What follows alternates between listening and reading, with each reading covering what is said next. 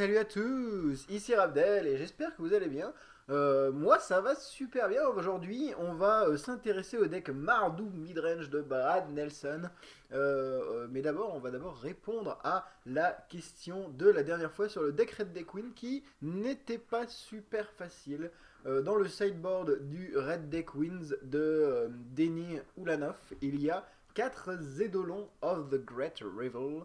Donc c'est pour rappel une créature 2-2 pour 2 rouges, créature enchantement qui dit quand un joueur caste un sort qui coûte 3 ou moins, cet adversaire se prend 2 points de dégâts. Contre quoi cette bête peut être sidée. Pour moi, il y a deux bonnes réponses principalement. Contre aggro et contre contrôle, aussi bizarre que ça puisse paraître. En fait, contre aggro ou burn, typiquement, ça va permettre de gagner beaucoup plus facilement la course. Si vous vous rappelez des decks qu'on a déjà vu, par exemple Jeskai Tempo ou,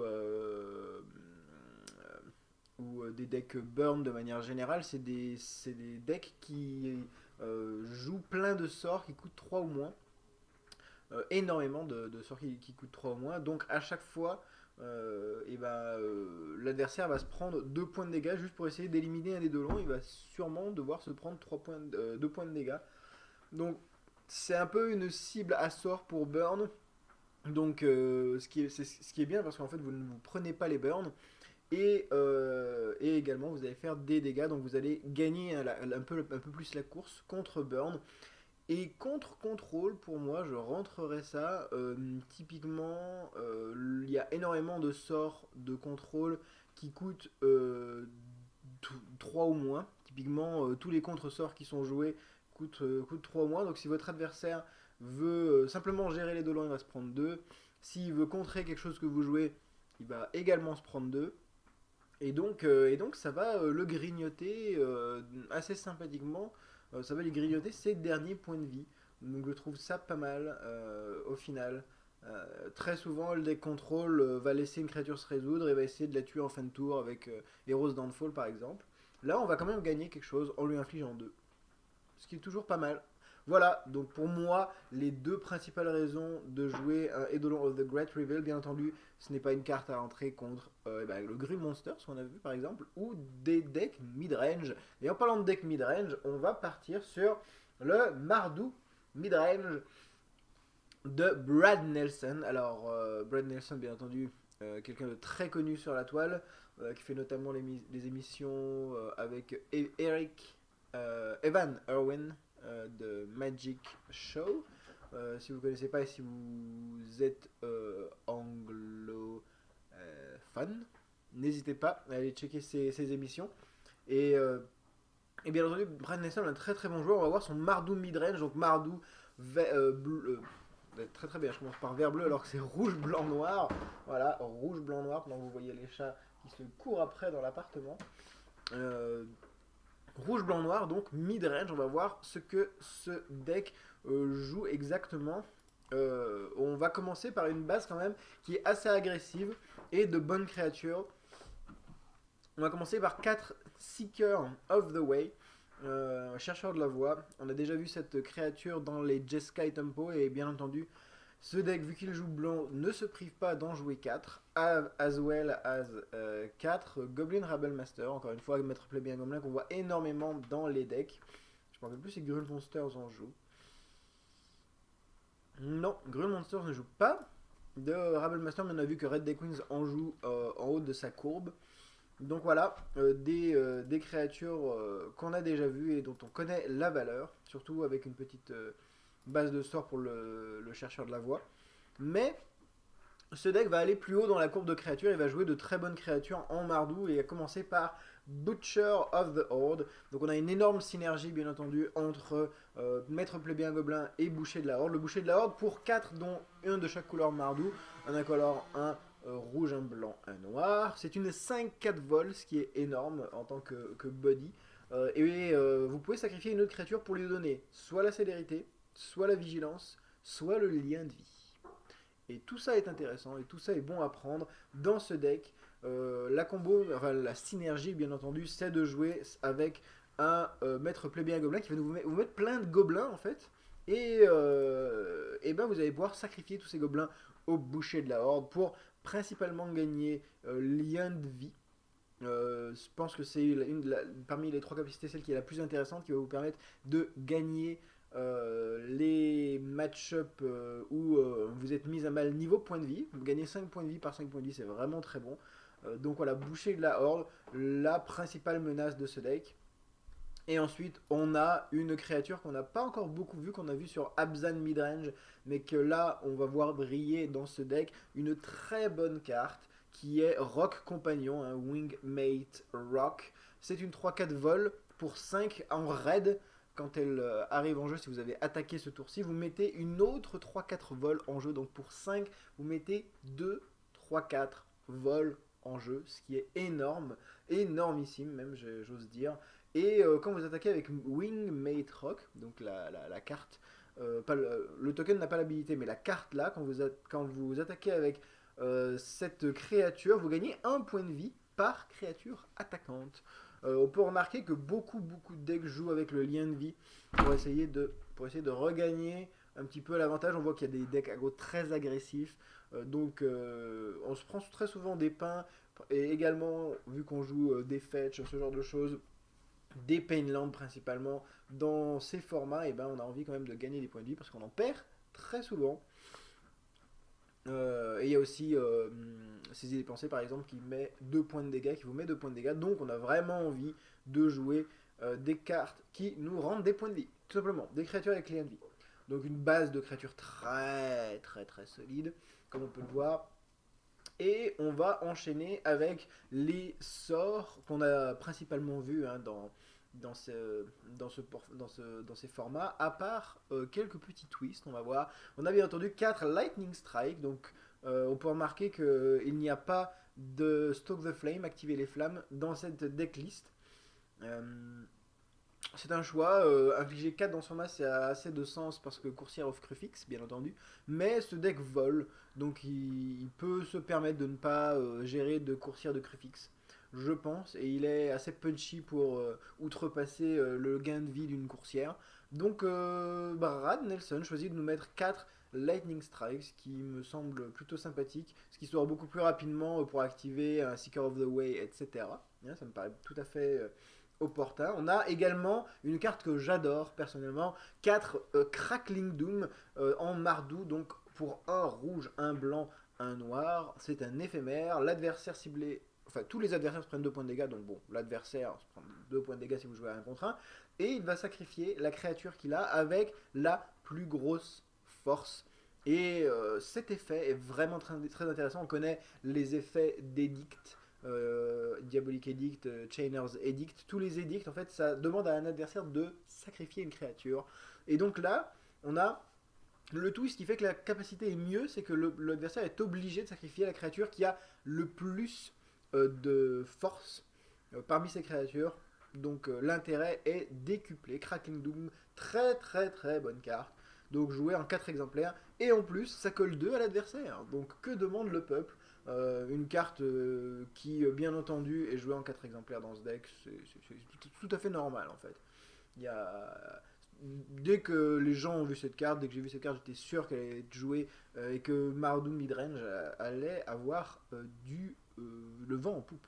Ça, c'était couru d'avance. On arrive sur ensuite 4 surgissements de Hordelings que je sais Brad Nelson aime particulièrement et joue énormément. On passera, j'espère, sur la liste qu'il a jouée au Pro Tour qui est Red White Token, Boros Mac. Donc en fait, c'est une decklist qui joue des tokens et qui joue 4 surgissements de Hordelin. Donc vous verrez que ce joueur aime particulièrement cette carte pour 3, dont 2 rouges. En rituel, vous pouvez mettre 3 gobelins en jeu 1-1. Donc bien entendu, ça marche très bien dans ce deck avec Seeker of the Way, vu que tour 2 Seeker, tour 3, vous pouvez jouer surgissement pour mettre 3 tokens et il va gagner plus 1 et le lien de vie, le petit Seeker. Et bien entendu, la plus grosse synergie, c'est avec Boucher de la Horde. On va pouvoir sacrifier tous ces hordelins au tour 4 pour faire mal. Donner la célérité au boucher, lien de vie, commencer à se mettre bien dans la partie. Voilà. Donc surgissement de hordelins. Très sympathique. Bien entendu. Et dernière carte, on a une instance de Murderous Cut. Ça, c'est une carte intéressante que j'aurais pu voir en plusieurs exemplaires, mais bon, à partir d'un moment, il faut arriver à mettre toutes les cartes qu'on veut dans son deck. Et Brad Nelson a choisi de mettre 4 Lightning Strike et seulement une Murderous Cut. Lightning Strike, on peut la mettre sur son adversaire hein, pour lui mettre 3. C'est pour ça que Brad a sûrement préféré Lightning Strike à Murderous Cut, mais il en met une dans son deck. Bien entendu, une carte excessivement forte. Pour 5 en éphémère avec fouille, donc potentiellement pour un seul noir, détruisez la créature ciblée. C'est vraiment très très fort. Voilà, on en a déjà parlé, je pense. Une carte que beaucoup de decklists jouent en beaucoup d'exemplaires. Jouée en side, jouée en main deck, on l'a déjà vu dans les decklists Abzan midrange. On ne va pas reparler cette carte. Jouez-la, vous verrez comme c'est fort. Et ensuite, on va regarder les autres sorts et notamment les arpenteurs avec 3 Sorin, le visiteur solennel. Je suis plutôt content, j'en ai récupéré un deuxième hier. Sorin qui fait vraiment le café. On rappelle, pour 4, il arrive avec 4 de loyauté en jeu. Son plus 1 donne plus 1, plus 0 et le lien de vie à toutes vos bêtes. Son moins 2 met une 2-2 vol vampire en jeu. Et son moins 6 dit vous avez un emblème qui va dans votre zone de commandement et qui dit au début du tour de tous vos adversaires, cet adversaire doit sacrifier une créature. C'est un effet de win, hein, ça win complètement. Donc voilà, Sorin, visiteur solennel, très très bon arpenteur qui marche très bien avec ce deck. On peut imaginer tour 2 Seeker, tour 3 surgissement de Hordelin, tour 4 Sorin. C'est juste la fête du slipe. On attaque avec une 4-3 lien de vie et 3-2-1 lien de vie. On n'en peut plus quoi. C'est juste aggro mid-range à foison. Donc voilà, très très bon. 3 instances de Sorin, ça me paraît tout à fait justifié dans ce deck. Les effets sont vraiment intéressants. Le plus 1 devient énorme avec un maître plébéien, avec surgissement de Hordelin. Donc normal, j'aimerais dire normal de voir Sorin dans ce deck en multiples exemplaires. On remarque hein, toujours pas 4 arpenteurs du même type, 3. Si on a envie vraiment de piocher son arpenteur, on en met 3. C'est une constante en fait. Et ensuite, on a 3 enchaînés au rocher. Une carte que moi j'apprécie particulièrement, que j'ai joué beaucoup en Patriote, en standard avant, quand je jouais sur Retourne to Ravnica et Teros, donc le standard d'avant. 3 Chain to the Rock pour un blanc. Un enchantement aura qui va enchanter une montagne que vous avez. Ça veut bien dire ce que ça veut dire en fait, enchaîner au rocher. Ça va prendre une créature de votre adversaire, l'exiler, et donc l'enchantement va être enchanté, va enchanter une montagne. Donc voilà, Chain to the Rock. Voilà. Vous allez pouvoir gérer pour un blanc une créature adverse, ce qui est vraiment très bien. Ça ne gère pas Stormbrief Dragon vu qu'il y a la protection contre le blanc, mais tout de même, c'est quand même très très fort pour un blanc gérer une bête. Sachant que c'est une carte qui va aussi trigger Seeker of the Way, encore une fois. Hein. C'est fort, très très bon removal. Je trouve quand même que je me pose la question Murderous Cut, Chain to the Rocks. L'alchimie est intéressante en fait. Pourquoi il a préféré de mettre Chain to the Rocks au lieu de Murderous Cut? L'exil est intéressant en fait. Le fait que Chain to the Rock est tout le temps en éphémère, est tout le temps pour un mana. Chain to the Rock est tout le temps pour un mana, c'est un exil, même si c'est pas permanent, donc ça peut se faire gérer par destruction totale par exemple. Mais l'exil est très intéressant pour les dieux, etc. Donc on est plutôt content de voir Chain to the Rock plutôt que Murderous Cut. L'alchimie est très bien pensée par Brad Nelson ici. Et on finit par... On joue rouge, hein. Un Sarkhan, le Lang Dragon. J'ai déjà parlé de cette carte de nombreuses fois. Voilà, Sarkhan. Une fois, parce qu'il n'y a pas vraiment de place autre.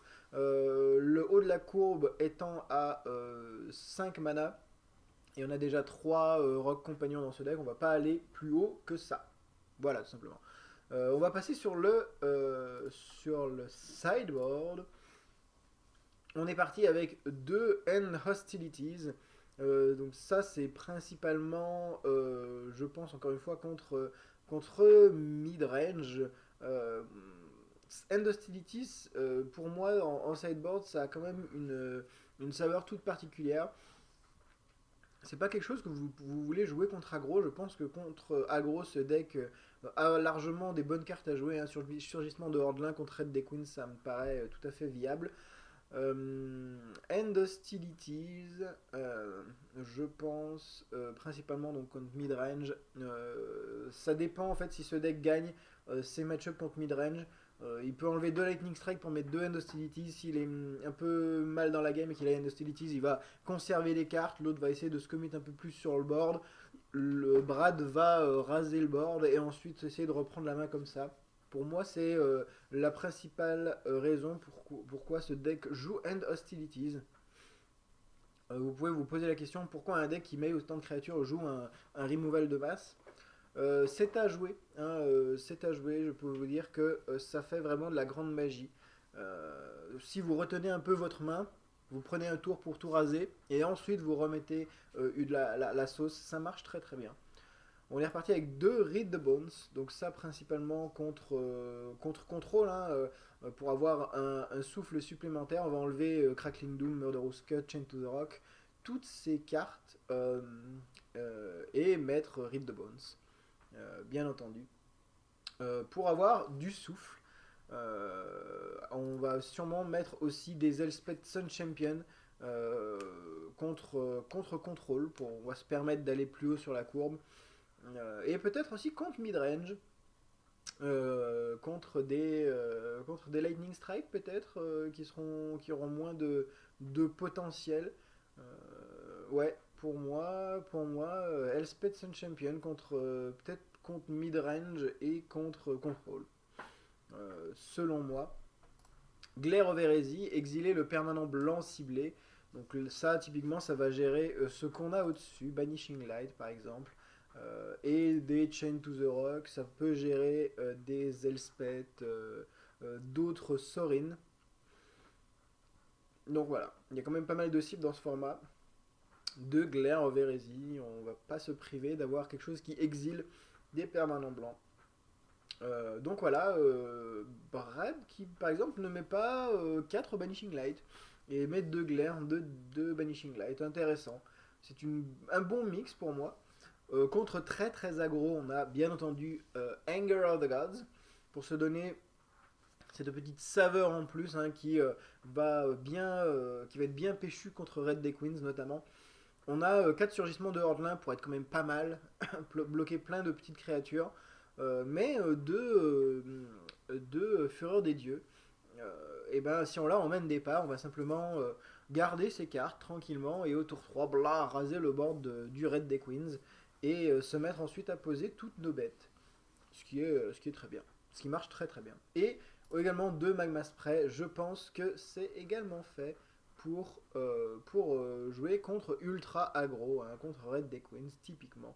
Voilà, il n'y aura pas de questions parce qu'on a principalement vu toutes les cartes de ce deck et je pense qu'il n'y a pas vraiment énormément de mystère par rapport à d'autres decks qu'on a vus. La base de land, on va passer rapidement sur la base de land. On a principalement des lands, beaucoup de lands qui arrivent d'étaper, 3 Battleforge et 2 caves. On n'a que 4 Scryland alors qu'on a accès à une batterie de 12 Scryland, mais on n'en a que 4. Et on a 4 Triland, on va pas se priver de mettre des Triland dans un deck qui joue 3 couleurs, bien entendu. Ah si, il y a un 5ème temple. Donc voilà, l'alchimie est équilibrée entre je veux mettre des terrains qui me donnent du mana tout de suite, quitte à prendre des dégâts, et je mets des terrains qui me permettent de scry. Donc voilà, une alchimie équilibrée qui permet de dire ok, j'ai 2 mana, un qui arrive engagé, un qui arrive pas engagé, je vais mettre celui qui arrive engagé au bon moment pour que ma mana curve soit lisse et que je puisse non seulement mettre mes landes engagées sans que ça me pénalise et sortir mes créatures ensuite avec mes landes dégagées. Donc voilà, et 4 fetch. Voilà, 4 fetch tout à fait normal, qui va principalement fetcher de la montagne et peut-être un petit marais. Voilà, donc une decklist sympathique. Je me rends compte quand même qu'il n'y a pas beaucoup de sources de noir, hein. 4, 5, 6, il y a 7, 8 sources de noir. Mais vu qu'il y a des fetch, en fait le fetch va sûrement se ruer sur le marais au final. Ce qui fait au final le deck a 12 sources de noir, hein, donc va fetcher son noir assez rapidement. Voilà, une decklist sympathique. J'espère que ça vous a plu. Restez ici, j'ai une petite annonce à vous faire. Vu que j'ai quelques boosters Can of Tarkir en rab, je vais poster, je pense, sur les réseaux sociaux, sur le Facebook Rabdelejobar et sur le Twitter Rabdelejobar, je vais ouvrir un post avec des boosters ouverts pour faire un scellé et je vais vous demander de faire la decklist du scellé. J'espère que ça va vous amuser. Je vais ouvrir 6 boosters. Je prendrai la photo de ces boosters. Je mettrai ça sur Facebook, Twitter et donc n'hésitez pas à me suivre et à répondre à ce petit quiz en limité. Comment vous builderiez les 6 boosters que je vais ouvrir. Voilà, tout simplement. J'espère que ça vous a plu. Si ça vous a plu, n'hésitez pas. Il y a un petit bouton d'abonnement juste en dessous. N'hésitez pas à cliquer dessus. Ça vous permettra d'avoir un petit email et une petite notification sur YouTube quand je poste une vidéo supplémentaire. Ce que je fais très régulièrement. Et puis voilà, merci à tous ceux qui me suivent. Merci à tous ceux qui commentent et qui discutent de Magic sur les vidéos, sur Twitter, sur Facebook. Et voilà, merci de liker et partager cette vidéo, ça me fait très plaisir. On a fini le Grand Prix Los Angeles, on a encore plein de decks à voir. J'ai vu qu'il y avait un Grand Prix Stockholm. Donc peut-être qu'on va rentrer sur quelques decklists, dont notamment le Temur Agro, Golgari Constellation, Sultai Agro, on a des trucs sympathiques à voir. On va essayer de revenir aussi sur d'autres decklists de Brad Nelson avec son Boros Token. Et également on va voir, j'espère, la decklist Mardu Walkers de Raphaël Lévy. Donc voilà, encore beaucoup de choses à faire en standard. Et on a toujours cette petite decklist à voir en moderne, en Jeskai Ascendance. Voilà, j'espère que ça vous a plu. J'espère que la suite vous allèche, comme moi elle m'allèche. Je vous laisse là, les amis. Amusez-vous avec Magic l'Assemblée. Ciao, ciao.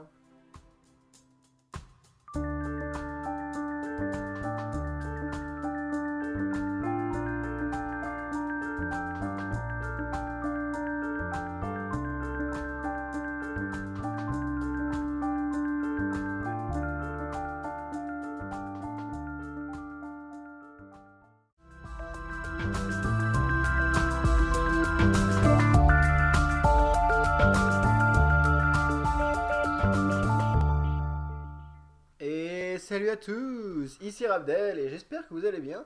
Moi ça va super bien. Aujourd'hui on va s'intéresser au deck Mardu Midrange de Brad Nelson. Mais d'abord on va d'abord répondre à la question de la dernière fois sur le deck Red Deck Queen qui n'était pas super facile. Dans le sideboard du Red Deck Wins de Denny Ulanov, il y a 4 Zedolon of the Great Revel.